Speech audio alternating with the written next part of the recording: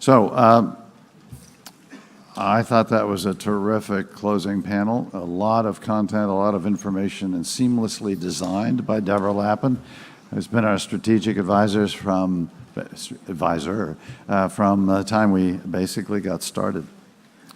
So we have a terrific keynoter here today, a name that's a familiar one, certainly to all of us in Washington, but I think across the nation.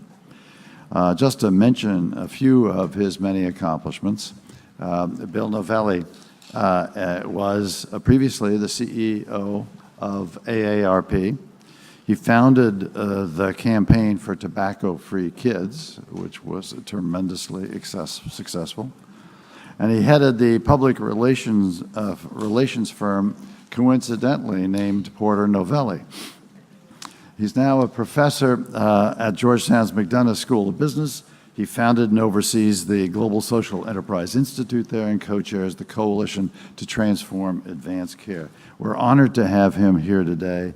Bill, thank you for joining us. That was a gutsy move. Thank you.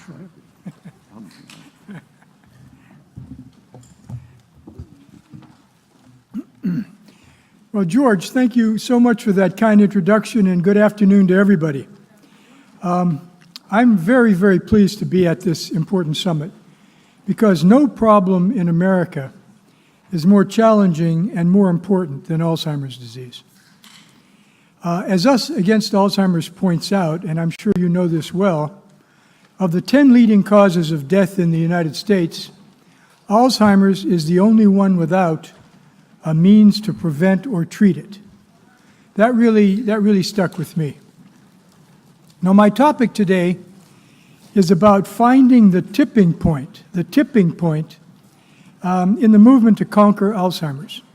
Now, George and I talked about this, and I've given the idea of a tipping point some careful thought. So let me tell you where I came out. First of all, a few years ago, there was an article in the Washington Post, and it reported that a newly discovered bacterium is apparently eating much of that big, ugly oil spill in the Gulf of Mexico.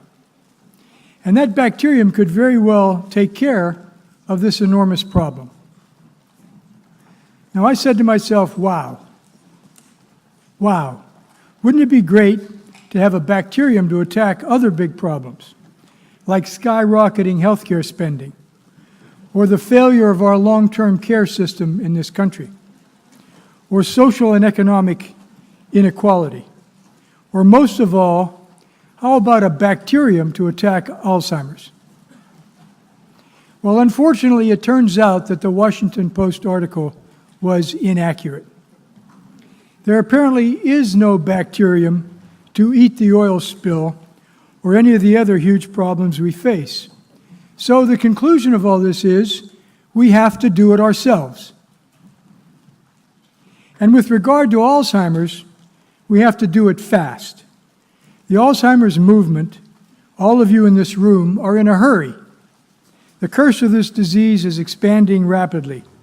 You want speed, faster and more research toward life-saving treatments and a cure. Now, big social movements don't necessarily bring quick solutions, and the problems are enormous. My favorite saying is that problems worthy of attack prove their worth by attacking back. Problems worthy of attack prove their worth by attacking back. These are the big ones, like Alzheimer's, that don't lend themselves to sitting back or to muddling through. So what is it going to take to win the war against this disease? I think you know because you're already doing it. It takes effective policy advocacy, like your Storm the Hill initiative and congressional reception and new network, Veterans Against Alzheimer's. It takes working in partnerships, as you are with business and nonprofit organizations, government, think tanks, and others, all involved.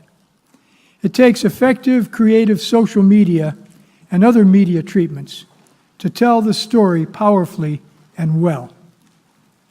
It takes community action, which is where so many of you are fighting the good fight, from Los Angeles to North Carolina to South Florida. It takes champions and other high-level activists, which this movement has in abundance. And of course, it takes research at every level and every type, from biomedical to consumer to clinical. It takes patient and family support, the way AARP and so many others of you are involved in dementia care. And most of all, it takes leadership, leadership, and leadership.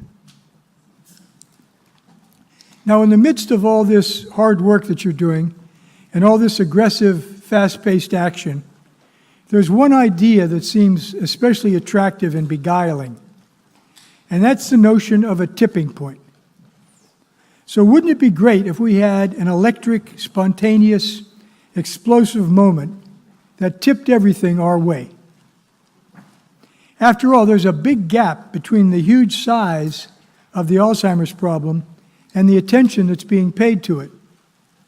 So where's the eruption? Where's that special moment that closes the gap and galvanizes the world? Now, Malcolm Gladwell helped popularize the concept of a tipping point in his book of the same name. He borrowed the idea from medicine, and then he applied it to social issues. Gladwell defined it as the one dramatic moment in an epidemic when everything can change all at once.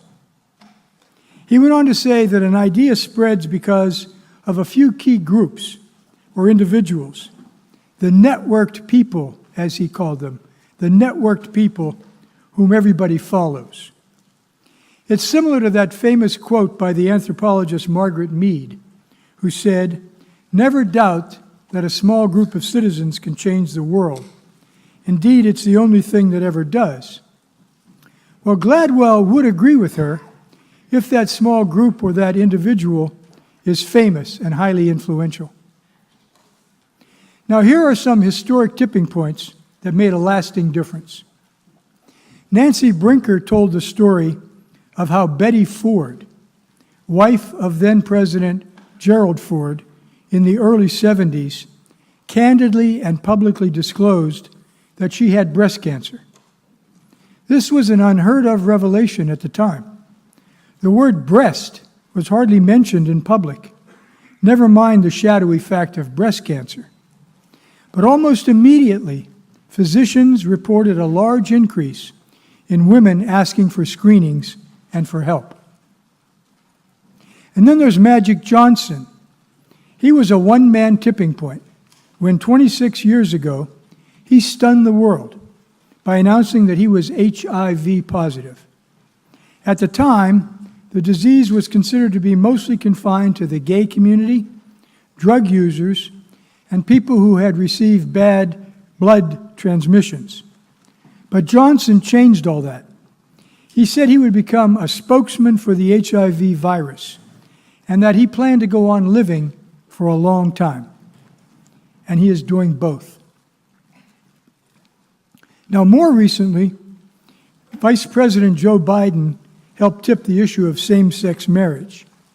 He surprised the nation, and he certainly surprised his boss, Barack Obama, by saying that he was absolutely comfortable with men marrying men and women marrying women. Biden credited his change of heart to the TV show Will and Grace. And for good measure, he later married two White House officials at his home a few years later. Now, some tipping points, some of these magical moments, are not spontaneous at all.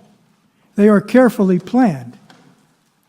When Branch Rickey brought Jackie Robinson to Big League Baseball to break the color barrier, he could have chosen any number of outstanding black players.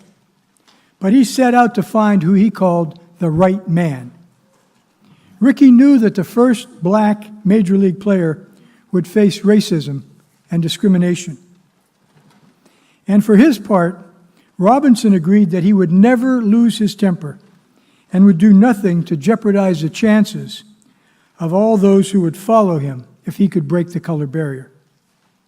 It was a carefully designed tipping point. And as Branch Rickey used to like to say, luck is the residue of design. And when Rosa Parks refused to step to the back of the bus and was arrested, and as a result became an important symbol of the civil rights movement, it was in part because the NAACP prepared, and they thought she was the best candidate to see through the court challenge that would follow. And as Parks later said, people always say, I was tired, and that's why I didn't give up my seat. No, the only tired I was tired of giving in. So yes, tipping points happen, sometimes spontaneous and sometimes random, and other times carefully orchestrated and planned. Now, in the tobacco wars, two of the most important tipping points were very carefully planned out by a pair of lawyers. The first was in the mid-90s, when the then FDA administrator, David Kessler, who was a lawyer and a physician, declared that nicotine was a drug, that cigarettes were drug delivery devices, which FDA regulates, and therefore the agency had jurisdiction over tobacco. It set off the modern tobacco wars that eventually resulted, albeit years later, in FDA oversight over tobacco. And as is often said, whoever controls nicotine is going to win that war. The second tobacco tipping point came out not long after, when the then Attorney General of Mississippi, Mike Moore, came up with his own novel legal strategy. Mike said that, and I'm quoting him, the great state of Mississippi had never smoked a cigarette, and yet it was paying out millions of dollars for tobacco-related disease. And on those grounds, he sued the tobacco industry, and many of his fellow state AGs followed suit. The eventual result was a multi-million-dollar settlement that curbed tobacco marketing, funded education to prevent tobacco use, and had other important effects that have helped drive down smoking to historic lows. So here's the question of the day. Do we need tipping points to conquer Alzheimer's? It certainly would be good to have them, spontaneous and or carefully planned. But we don't need to, we can't afford to wait for them. Like not having a magic oil-eating bacterium, we need to do it ourselves. We need to make tipping points happen. My colleague Leslie Crutchfield, in our Global Social Enterprise Initiative at Georgetown, is just finishing a book on social movements, examining why some social changes happen and succeed and others don't. And she finds that successful social movements tend to be aggressive and they tend to be forceful, with leaders at every level of the movement, from the bottom to the top. In other words, we have to create our own destiny, just as you are doing in attacking Alzheimer's disease. Last year, I was at the Research America Advocacy Awards dinner, and I heard Tom Cole, the Oklahoma Republican who chairs the Subcommittee on Labor, Health and Human Services, Education, and Related Agencies in the House Appropriations Committee. Now let me repeat that. Cole is an appropriator. And he's speaking tomorrow at your Capitol Hill Day.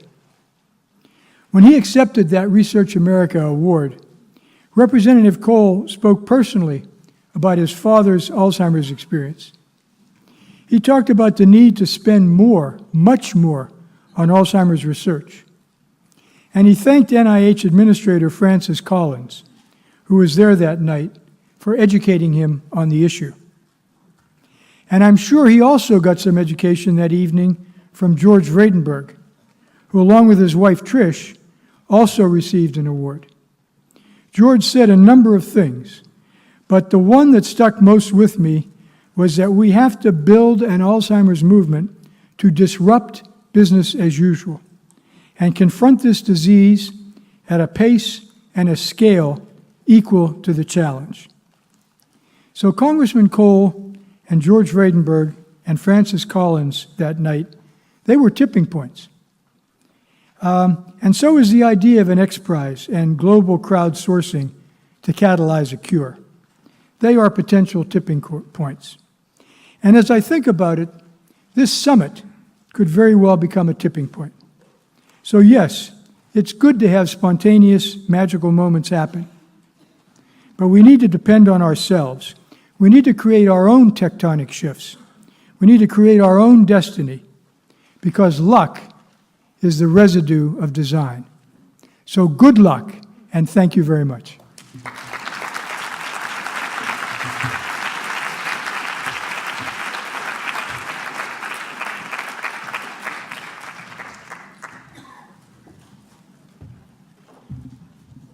I want to give people a chance to have a shot at Bill Novelli, because I think the notion of taking advantage of randomly presented but dramatic events, being ready for that, or planning them, or letting that out there, but at the same time you're building a movement, is a tremendous challenge. So we're building this movement, but we got to be ready for potential events, acts that seem unjust.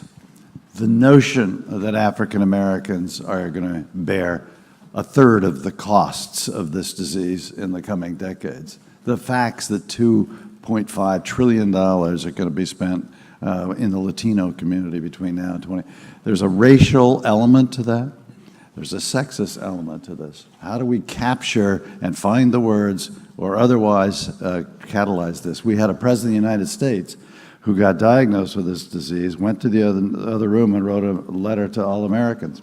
It didn't catch on. It wasn't at the right time, at the right moment, so we couldn't take advantage of that back in the early 90s. But I'd like to ask any of you who have a question. Jill Lesser?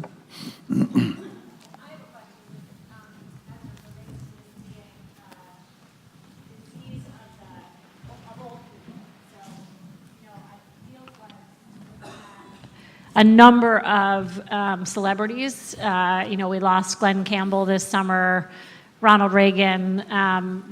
We could probably sit here and name 25 fairly major celebrities who've come out, Seth Rogen, others who've talked about this disease in very, very personal ways.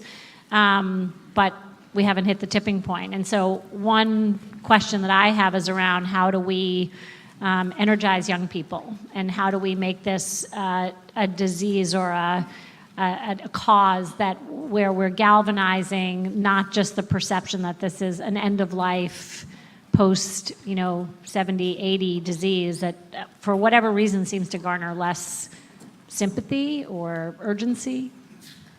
Is this working, George? Yeah. It's a terrific question. So you said, how do we galvanize younger people, right? Is that what you said? Okay, so I have a couple of thoughts here. Number one thing I learned through good research at AARP was that the generations in this country, perhaps across the world, but certainly here, are incredibly connected. I'm at Georgetown, so I'm dealing with young MBAs and undergraduates, and it's very clear to me that they care deeply about their parents and their grandparents. What do their grandparents care about? They care about their children and their grandchildren. So that's one of the reasons why we never have any intergenerational warfare in this country. The connecting points are really powerful. And I know when George and I talked, he said the same thing you did, which was, the gap between the seriousness of this problem and the attention paid to it is vast. Where's the tipping point? Why isn't it happening? Well, here's my thought. It goes a little bit counter to what you said, but I think it comes out in the same place at the end. Given the connecting points between the generations, a tipping point doesn't always have to be a Betty Ford or a Magic Johnson. A tipping point can be a powerful trend. And the most powerful trend I know about is the aging of the baby boomers. Now, the reason I care about this is because I work on advanced illness and end-of-life care. And I studied this pretty carefully at AARP. And one thing you can say about the baby boomers are they are feisty as hell. There's probably 80% of this room is probably baby boomers, or 50% at least. And the oldest of the baby boomers is now 71 years old. They have taken care of their parents, and they are looking at their own mortality. It's staring them in the face. And I feel very sure that they're not going to put up with the same nonsense as they age that their parents did. And so I see the baby boomers as a potential, call it a tipping point trend, if you will, where it's going to influence their children and their grandchildren, and it's going to influence the healthcare system. Any other questions? Yes, sir. Got a mic coming. I just wanted to comment on behalf of young people. I know Nihal is here. He spoke yesterday. He reached out to me, actually. It's just kind of a chain reaction. I started my own movement at my school, and it's actually a lot easier than you think. I just post on social media, and I get about 100, 200 kids that are very interested because they have personal connections. They reach out. It's kind of a chain reaction. I think it's something that can go a long way as long as you have like kids like Nihal and myself that take initiative to have personal connections, and it spreads like wildfire. I didn't hear a question in there, but I want to congratulate you anyway on what you're doing.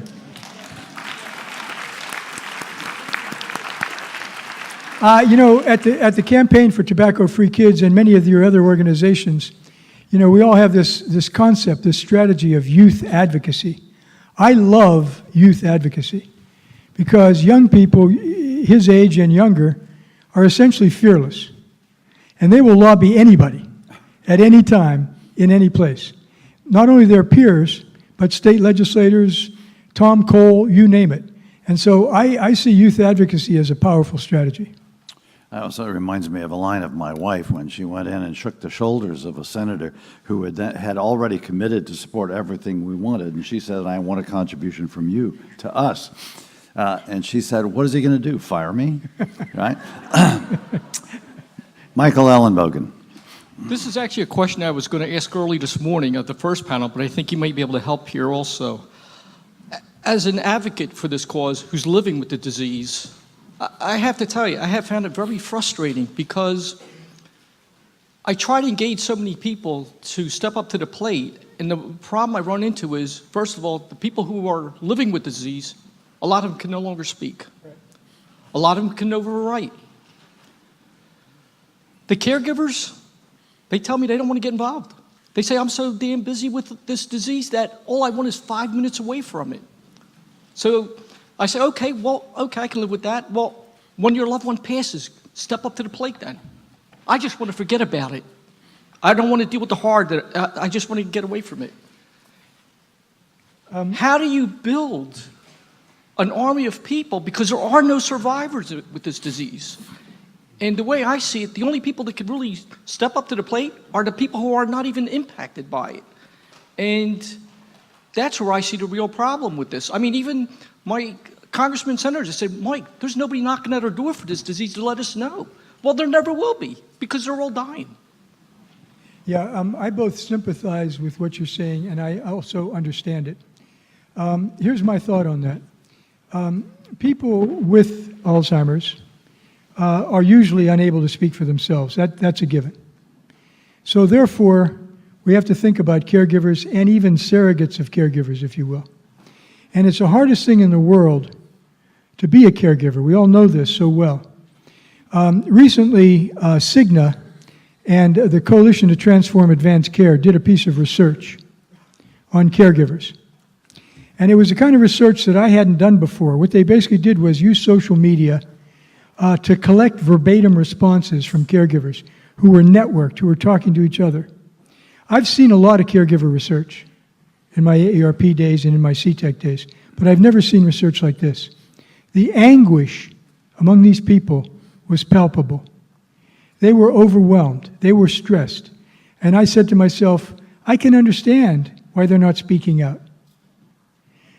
We have this concept, and maybe you call it the same thing, shared and informed decision-making. So the idea is that we've got to get the patient and the family engaged in treatment decisions. And the great challenge is, how do you do that? How do you get the family, especially the family caregiver, involved? We have got to crack that code. And it's not easy to do because of the state of affairs that they have to deal with. But I'm convinced that if we work on that, we can do a much better job, and we can turn caregivers into advocates. Terrific. One last question right here, young lady. Before we take the question, may I say one thing, George? Sure. I want to call out David Satcher. I'm looking at a one-man tipping point. I'm a fan of David Satcher's.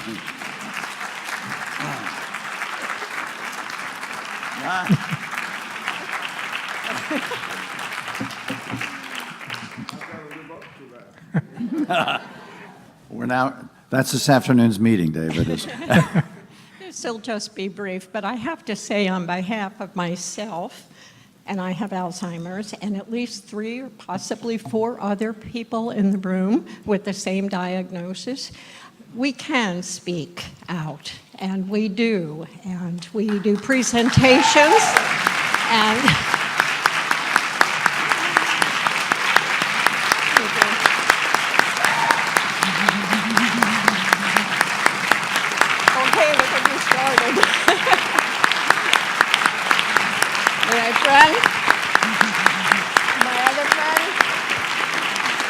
Greg.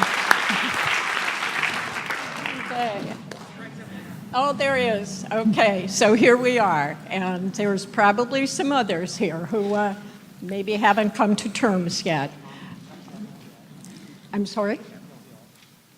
I'm supposed to say something about Capitol Hill. We'll all be there. Yes. Thank you. Thank you. Thank you. Yes, and we have to, that is a bit of our challenge as leaders to try and figure out how to give you voice in an aggregate way as well as the personal storytelling way, which is so powerful. I think, as I can say tomorrow, you're going to do it tomorrow with your members of Congress because that is the most telling way to do it. So thank you, Bill Novelli. Appreciate your thoughts. I had a comment. I'm sorry. I'm sorry. I'm sorry, I had a comment. I was diagnosed in 2015 with early onset Alzheimer's. I proceeded to go home, stay in my bed for about 2 months, grieving, and not really ever wanting to get out again. Tipping point for me was I got a card in the mail from an organization called AARP, seeking volunteers. So I got out of bed and I went to one of the meetings and I got trained. So I actually teach a class, Life Reimagined, which I applied to myself now. So I have reimagined my life from being a flight attendant to now being an advocate for Alzheimer's.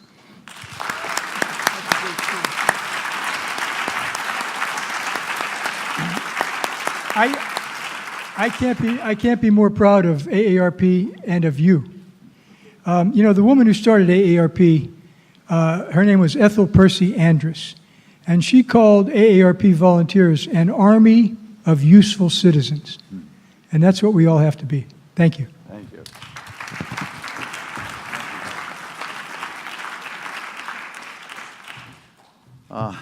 Whoa.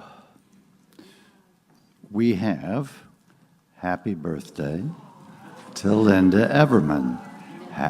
Happy birthday to you. Happy birthday to you. Happy birthday, dear Linda. Happy birthday.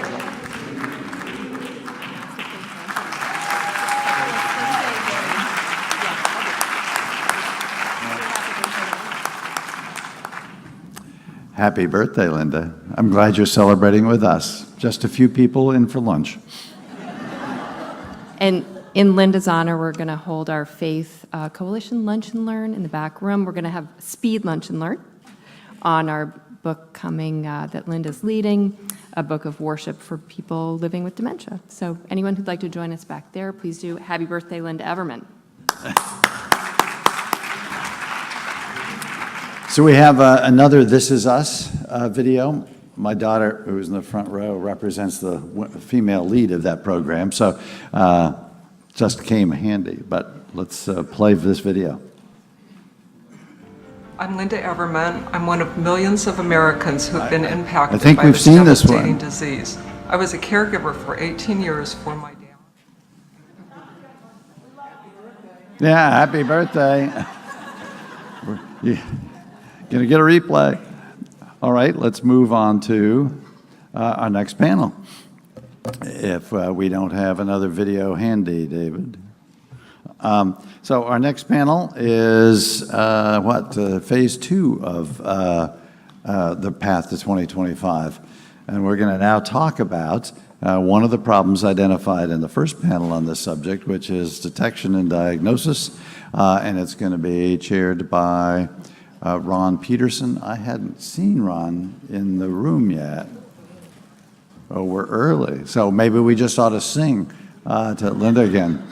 Let's take about a 10-minute break, and we'll come back at 1 o'clock.